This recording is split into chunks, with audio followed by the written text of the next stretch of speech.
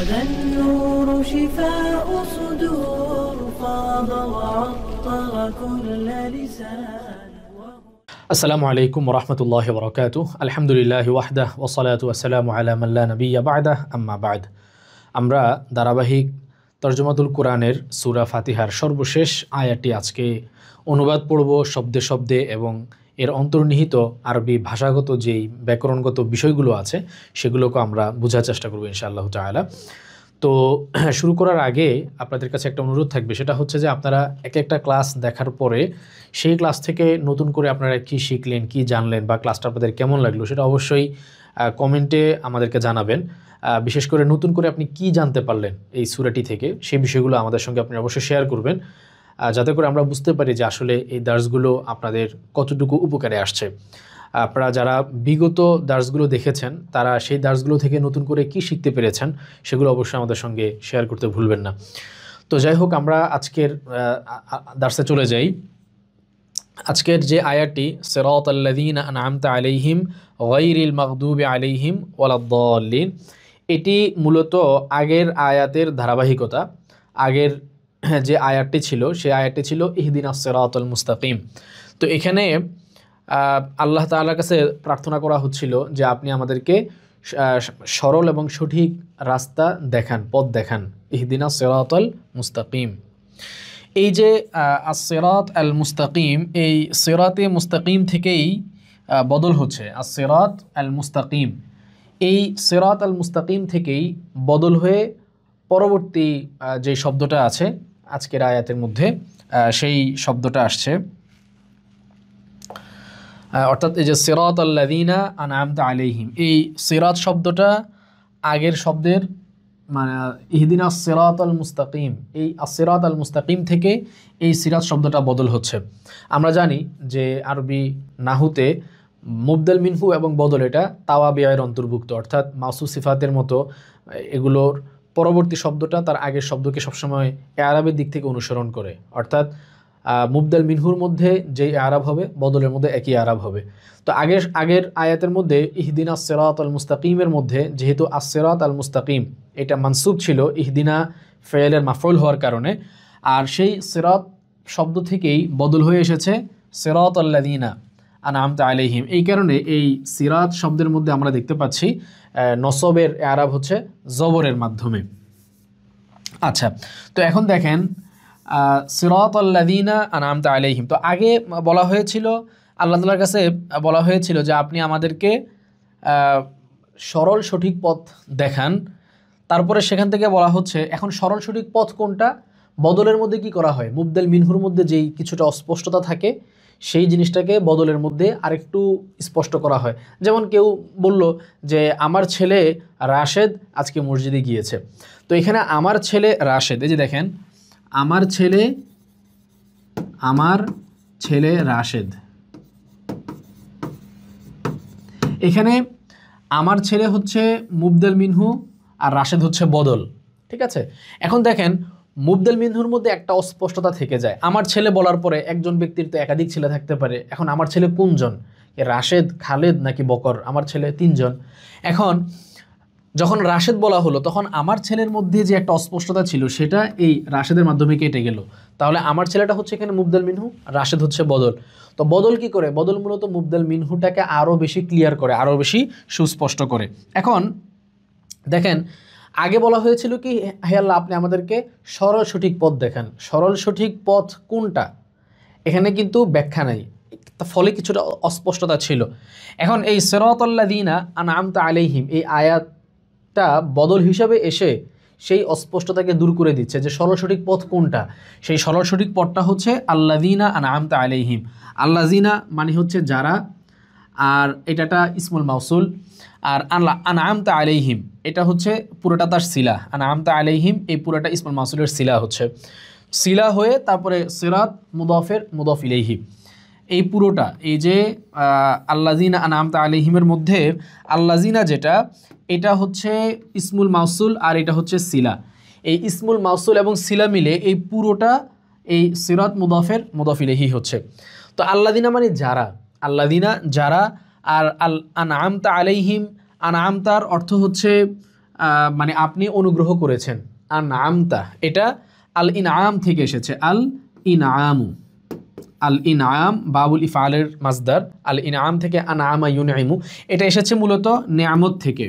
এই যে নেয়ামত, নেয়ামতুন মানে কি অনুগ্রহ, তো সেখান থেকে আনআমা ইউনঈমু মানে নেয়ামত দান করা, কাউকে অনুগ্রহ করা। তো আল্লাযীনা আনআমতা, আনআমতা মানে আপনি অনুগ্রহ করেছেন বা আপনি নেয়ামত দিয়েছেন, আলাইহিম, এই যে হিম যে দমিরটা, এই দমিরটা মেইনলি আল্লাহর দিকে ফিরছে বা প্রত্যাবর্তন করছে, এটা হচ্ছে দমির আয়েদ।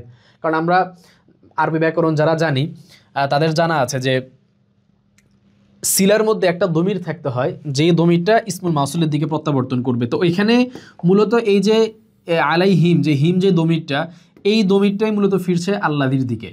ফলে এখানে আলাইহিম তাদের উপরে অনুবাদ না হয়ে অনুবাদ হবে যাদের উপর। আল্লাযীনা আনআমতা আলাইহিম মানে যাদের উপরে আপনি অনুগ্রহ করেছেন বা যাদের উপরে আপনি, যাদেরকে আপনি নিয়ামত দিয়েছেন, যাদেরকে আপনি অনুগ্রহ করেছেন। আল্লাযীনা আনআমতা আলাইহিম, তাদের পথ। তো এটা হচ্ছে পুরোটা তো মুদফ, এই পুরোটা হবে এই আগের মুদফের মুদফ ইলাইহি, এটা হবে মুদফ, এটা হবে মুদফ, আর এই পুরাটা হবে মুদফ ইলাইহি, মুদফ ইলাইহি। ঠিক আছে, মুদফ মুদফ ইলাইহি মিলে তারপরে হবে আগের যে মুবদাল মিনহু ছিল আস-সিরাত আল মুস্তাকিম, ওই মুবদাল মিনহুর বদল। তাহলে এখানে আমরা মানে সরল সঠিক পথ কোনটা তার একটা ব্যাখ্যা পেলাম, যে সরল সঠিক পথ হচ্ছে ওই ব্যক্তিদের পথ যাদের উপর আল্লাহ তাআলা অনুগ্রহ করেছেন, যাদের উপরে তুমি অনুগ্রহ করেছো। তার মানে আল্লাহ তাআলা যাদের উপরে অনুগ্রহ করেছেন, যাদেরকে তিনি নেয়ামত দান করেছেন, তাদের পথই হলো মূলত সরল সঠিক পথ। তো এখন আল্লাহ তাআলা কাদের উপরে অনুগ্রহ করেছেন এটা অন্য আয়াতে ব্যাখ্যা পাওয়া যায়, উলাইকাল্লাযীনা আনআমাল্লাহু আলাইহিম মিনান নাবিয়্যিন ওয়াস-সিদ্দীকিন ওয়াশ-শুহাদা ওয়াস-সালিহিন, অর্থাৎ নবী, শহীদ, তারপরে যারা সত্যবাদী সিদ্দিকিন, এবং যারা শুহাদা শহীদ, এবং সলিহিন যারা নেককার, এরা এদের পথ যেটা, অর্থাৎ ভালো মানুষদের পথ, নবীদের পথ, উলিয়াদের পথ, নেককার সত্যবাদী মানুষদের পথ যেটা, এটাই হচ্ছে মূলত আস-সিরাত আল মুস্তাকিম বা সরল সঠিক পথ। এবং সেই পথটাই মূলত আমরা আল্লাহ তাআলার কাছে সূরা ফাতিহার মধ্যে প্রার্থনা করি। তাহলে আশা করি এটার পুরোটা তারকিবটাও আমরা বুঝতে পেরেছি সিরাতাল্লাযীনা আনআমতা আলাইহিমের মধ্যে। এবার আসেন আমরা পরের আয়াতের মধ্যে চলে যাই। এই যে গায়রিল মাগদুবি আলাইহিম, এখানে এই আয়াতের মধ্যে গায়রুন যে শব্দটা আছে, এই গায়রুন শব্দটা কিন্তু আবার এই যে আল্লাযীর উপর মানে আল্লাযী থেকে বদল হচ্ছে, এই আল্লাযী থেকে বদল হচ্ছে। হ্যাঁ, এখন দেখেন আমরা তারকিবের দিকে যদি লক্ষ্য করি তাহলে দেখেন সিরাত মুদফ, এই সিরাত হচ্ছে মুদফ, সিরাত মুদফ, আর আল্লাযীনা আনআমতা আলাইহিম এটা হচ্ছে মুদাফুন ইলাইহি।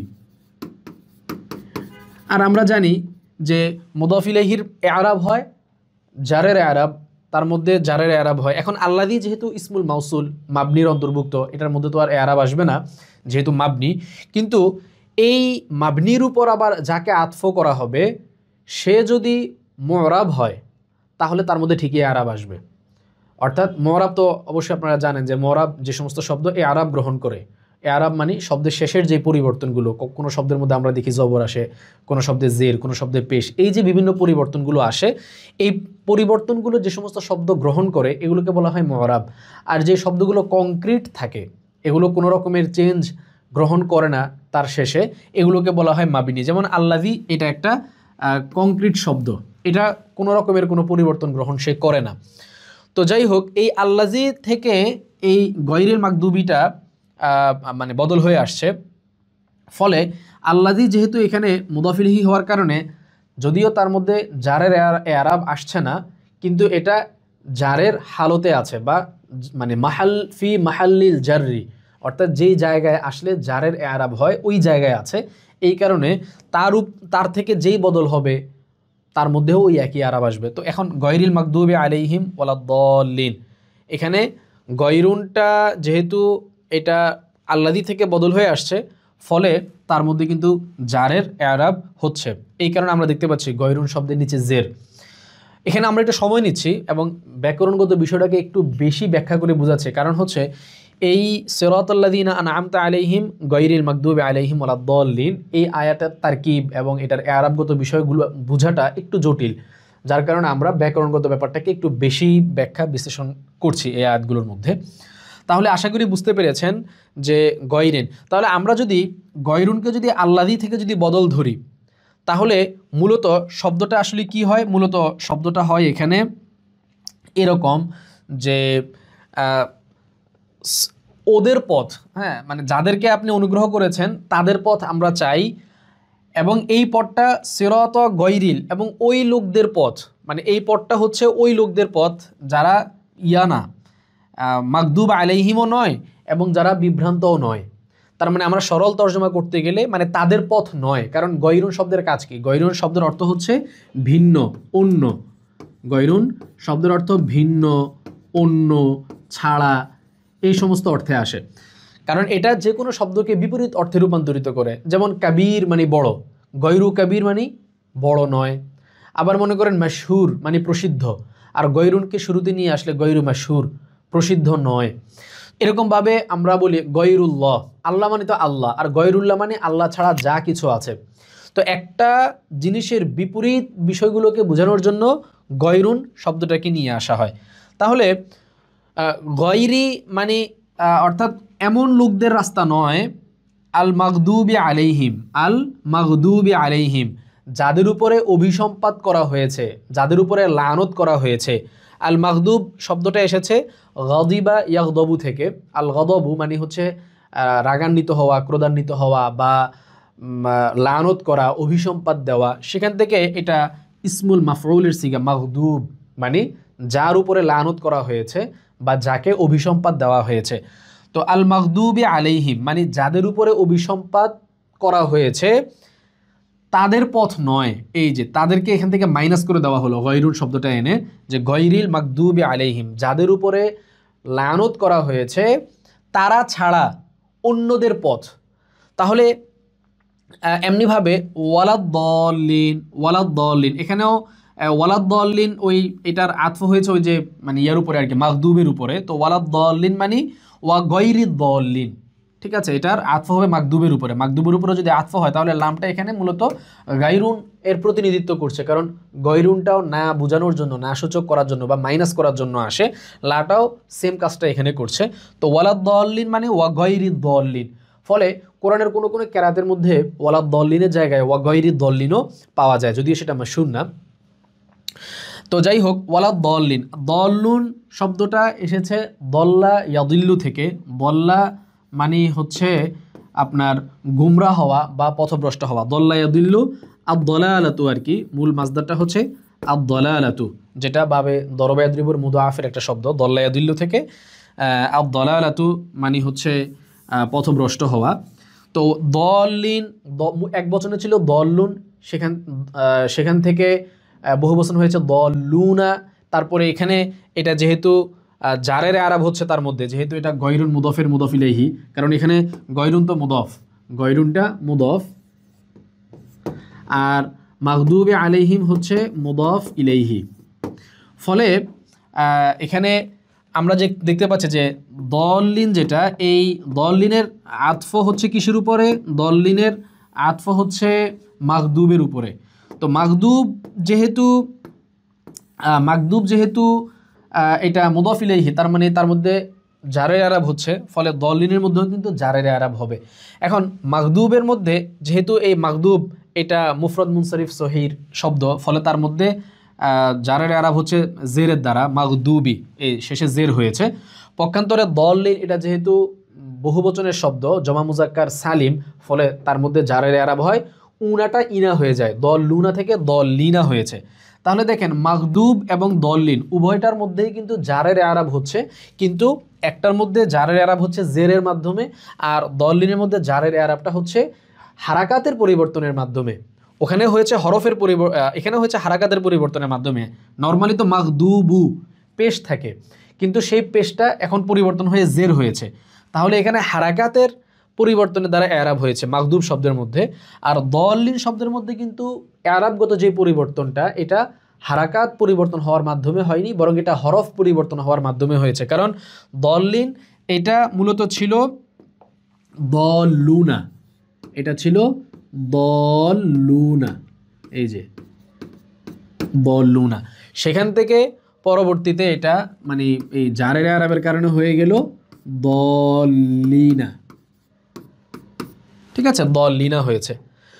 তাহলে এটার এখানে আমরা তাহলে আশা করি শব্দ শব্দ অর্থটা বুঝতে পেরেছি যে তাদের পথ নয় যারা অভিশপ্ত বা যাদের উপরে অভিসম্পাত করা হয়েছে, ওয়ালা দলিন, এবং যারা বিভ্রান্ত। দল্লুন মানে পথভ্রষ্ট বা বিভ্রান্ত, যারা পথভ্রষ্ট এবং বিভ্রান্ত তাদের পথ নয়। তার মানে এখানে আল্লাহ তাআলার কাছে প্রথমে সরল সঠিক পথ প্রার্থনা করা হলো যে আল্লাহ আপনি আমাদেরকে সরল সঠিক পথ দেখান। এখন সেই সরল সঠিক পথ কোনটা সেটাকে আরেকটু ক্লিয়ার করা হয়েছে, তাদের পথ যাদের উপরে আপনি অনুগ্রহ করেছেন, সিরাতাল্লাযীনা আনআমতা আলাইহিম। এরপরে মাইনাস করা হয়েছে দুই শ্রেণীর মানুষের পথকে। এক শ্রেণীর হচ্ছে কি কি? এক শ্রেণী হচ্ছে দুই শ্রেণীর মধ্যে এক শ্রেণী হচ্ছে এই যে আল মাগদুবি আলাইহিম, এটা হচ্ছে নাম্বার 1, আর নাম্বার 2 হচ্ছে ওয়ালাদ-দাল্লিন, এটা হচ্ছে নাম্বার 2, এবং পথভ্রষ্ট যারা। তো মাগদুবি আলাইহিম যারা অভিশপ্ত, যাদের উপরে অভিশাপ দেওয়া হয়েছে তাদের পথ নয়, আবার ওয়ালাদ-দাল্লিন যারা বিভ্রান্ত তাদের পথ নয়। এখানে মাগদুবি আলাইহিম দ্বারা উদ্দেশ্য হচ্ছে মূলত ইহুদিরা। মাগদুবি আলাইহিম দ্বারা উদ্দেশ্য ইহুদিরা, কারণ ইহুদিরা হচ্ছে অভিশপ্ত জাতি, তাদের উপরে আল্লাহ তাআলার অভিশাপ, এবং কিয়ামত পর্যন্ত এদের উপরে আল্লাহ তাআলার অভিশাপ থাকবে। আর ওয়ালাদ-দাল্লিন যেটা, এটা দ্বারা উদ্দেশ্য হলো খ্রিস্টান যারা, তারা। তো এই কারণে আপনারা দেখবেন যে ইহুদি যারা, এরা বেশি খতরনাক হয়। কারণ কি?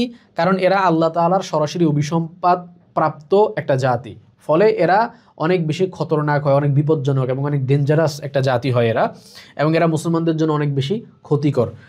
আর ওয়ালাদ-দাল্লিন যারা পথভ্রষ্ট, এরা হলো খ্রিস্টান, ঠিক আছে, এরা খ্রিস্টান, এরা পথভ্রষ্ট, এরা সঠিক পথে নাই, সিরাতে মুস্তাকিমের উপরে নাই। তবে এরা ইহুদিদের তুলনায় ভালো, এরাও খারাপ, কিন্তু আমরা যদি ইহুদি আর খ্রিস্টান এই দুই শ্রেণীর মধ্যে তুলনা করি তাহলে অবশ্যই ইহুদিরা হচ্ছে তুলনামূলকভাবে বেশি খারাপ। এরা হচ্ছে সরাসরি আল্লাহ তাআলার লানত-প্রাপ্ত, আল্লাহ তাআলার রহমত থেকে সবচেয়ে বেশি দূরে অবস্থান করছে। আর তারপরে হচ্ছে খ্রিস্টানরা, কারণ ইহুদিরা বেশি অভিশপ্ত, কারণ হচ্ছে এরা এত পরিমাণে আল্লাহ তাআলার অবাধ্যতা করেছে, নবীদেরকে হত্যা করেছে, তারপরে আল্লাহর কিতাবকে বিকৃত করেছে, মানে এত পরিমাণে অপরাধ এরা করেছে যেটা কোনো সীমা পরিসীমা নাই। কিন্তু খ্রিস্টানদের মধ্যে এটা পাওয়া যায় না যে তারা বিভিন্ন নবীদেরকে হত্যা করেছে, ঠিক আছে, এই ধরনের জিনিস এদের মধ্যে পাওয়া যায় না। এদের মধ্যে পাওয়া যায় বিভিন্ন অপরাধ যেটা অন্য, কিন্তু ইহুদিদের মতো এত মারাত্মক না। তো যাই হোক, বাকি দুই দলই বিভ্রান্ত, দুই দলই হচ্ছে যে সিরাতে মুস্তাকিম থেকে বিচ্যুত। তাহলে আমরা কিন্তু সূরা প্রতিদিন 5 ওয়াক্ত নামাজে প্রত্যেকটা রাকাতের মধ্যে আমরা সূরা ফাতিহা পাঠ করি, এবং এই প্রত্যেকটা রাকাতের মধ্যে আমরা সূরা ফাতিহা পাঠ করতে গিয়ে আল্লাহ তাআলার কাছে সরল সঠিক পথ প্রার্থনা করি, সিরাতে মুস্তাকিমের প্রার্থনা করি, এবং আমরা ইহুদিদের পথ থেকে এবং খ্রিস্টানদের পথ থেকে মুক্ত থাকার জন্য আল্লাহ তাআলার কাছে প্রার্থনা করি, তাদের পথে যেন আল্লাহ তাআলা আমাদেরকে পরিচালিত না করেন। তো আমরা সালাতের মধ্যে যেরকম আল্লাহ তাআলার কাছে ইহুদি এবং খ্রিস্টানদের পথে না চলার ব্যাপারে প্রার্থনা করি, আমাদের প্রাত্যহিক জীবনে, বাস্তব জীবনে আমরা এটার অনুশীলন করি কিনা। দেখা যাচ্ছে যে নামাজে দাঁড়িয়ে হয়তো আমরা আল্লাহ তাআলার কাছে প্রার্থনা করছি যে হে আল্লাহ, আপনি আমাদেরকে ইহুদি এবং খ্রিস্টানদের পথে নিয়ে যাবেন না, কিন্তু নামাজ শেষ করেই দেখা যাচ্ছে আমাদের যে প্র্যাকটিক্যাল লাইফ, সেই লাইফে গিয়ে আমরা আবার ইহুদি খ্রিস্টানদের যেই কালচার, তাদের সংস্কৃতি, তাদের আদর্শ, তাদের রীতিনীতি, এগুলোকে অনুসরণ করছি, এগুলোকে ফলো করছি, অথবা এগুলোকে নিজেদের ভেতরে ধারণ করছি। ফলে আসলে আমরা নামাজে আল্লাহ তাআলার কাছে যে বিষয়টা প্রার্থনা করছি সেটার সাথে আমাদের প্র্যাকটিক্যাল লাইফের যে প্র্যাকটিস, এটা সাংঘর্ষিক হয়ে যাচ্ছে, এটা দ্বিমুখী হয়ে যাচ্ছে। তো এটা আসলে উচিত না। আমরা সালাতের ভেতরে যেরকম আল্লাহ তাআলার কাছে ইহুদি এবং খ্রিস্টানদের রীতিনীতি থেকে, তাদের পথ পদ্ধতি থেকে, তাদের কালচার থেকে আমরা আল্লাহ তাআলার কাছে যেরকম আশ্রয় প্রার্থনা করি, সাহায্য চাই যে সেই পথে যেন আল্লাহ তাআলা আমাদেরকে নিয়ে না যান, প্র্যাকটিক্যাল লাইফও আমাদের প্র্যাকটিসগুলো এমনই হওয়া উচিত যে আমরা আমাদের বাস্তব জীবনেও তাদের অনুকরণ করা থেকে আমরা দূরে থাকব। আল্লাহ রাব্বুল আলামিন আমাদেরকে সেই তৌফিক দান করুন। তো যাই হোক, আলহামদুলিল্লাহ আমরা সফলভাবে সূরা ফাতিহার শব্দ শব্দ অনুবাদ পড়ে ফেলেছি। আশা করি আপনারা যারা আরবি ভাষাটা মোটামুটি পারেন তারা বেশি উপকৃত হচ্ছেন এবং হবেন। বিশেষ করে আজকের এই দার্সে তো আমরা পুরোপুরি ব্যাকরণগত বিষয়গুলোই বেশি আলোচনা করেছি। তো তবে যারা আরবি ভাষা বুঝেন না তারাও কিন্তু উপকৃত হবেন ইনশাআল্লাহ তাআলা, যেহেতু ভাষার পাশাপাশি হচ্ছে আরও বিভিন্ন দিক আমরা এখানে তুলে ধরি। তো শেষ করার আগে আবার বলে যাচ্ছি যে আপনারা অবশ্যই এই দার্স থেকে, যেমন আজকের এই দার্সে আপনি নতুন করে কি শিখলেন, কি জানলেন, নতুন করে আপনার কাছে কোন বিষয়টা স্পষ্ট হয়েছে যেটা আপনি আগে জানতেন না, অথবা আপনি আরবি ভাষা জানেন কিন্তু এই জিনিসটা এইভাবে আগে আপনার জানা ছিল না, সেই বিষয়গুলো অবশ্যই কমেন্ট বক্সে জানাতে পারেন। আপনারা চাইলে নোটও রাখতে পারেন। আমাদের যেই ফেসবুক গ্রুপ যেটা আছে সেই গ্রুপে আপনারা চাইলে আপনাদের সেই নোটগুলো ওখানে শেয়ার করতে পারেন। ফেসবুক গ্রুপের লিঙ্ক আমি কমেন্টে দিয়ে দিব, ওখানে আপনারা পেয়ে যাবেন ইনশাআল্লাহ তাআলা। তো আপনাদের যে নোটগুলো আছে, আপনারা দার্সের মধ্যে যে নোটগুলো করেন সেগুলো আমাদের সঙ্গে শেয়ার করতে পারেন। তারপরে হচ্ছে নতুন করে কি জানলেন, কি শিখলেন সেটা শেয়ার করতে পারেন। এই দার্সগুলোকেও হচ্ছে যে আপনারা বিভিন্ন প্ল্যাটফর্মে ছড়িয়ে দিতে পারেন বিভিন্ন জায়গায়, যাতে করে আমাদের এই দার্সের ব্যাপকতা এবং এটার উপকার সবার কাছে পৌঁছে যায়। আল্লাহ রাব্বুল আলামিন আমাদেরকে তৌফিক দান করুক। আল্লাহ যদি তৌফিক এবং সুযোগ দান করে তাহলে ইনশাআল্লাহ তাআলা সূরা ফাতিহার পর আমরা সূরা বাকারা শুরু করব। ওমা তৌফিক ইল্লা বিল্লাহ। আসসালামু আলাইকুম ওয়া রাহমাতুল্লাহি ওয়া বারাকাতুহু।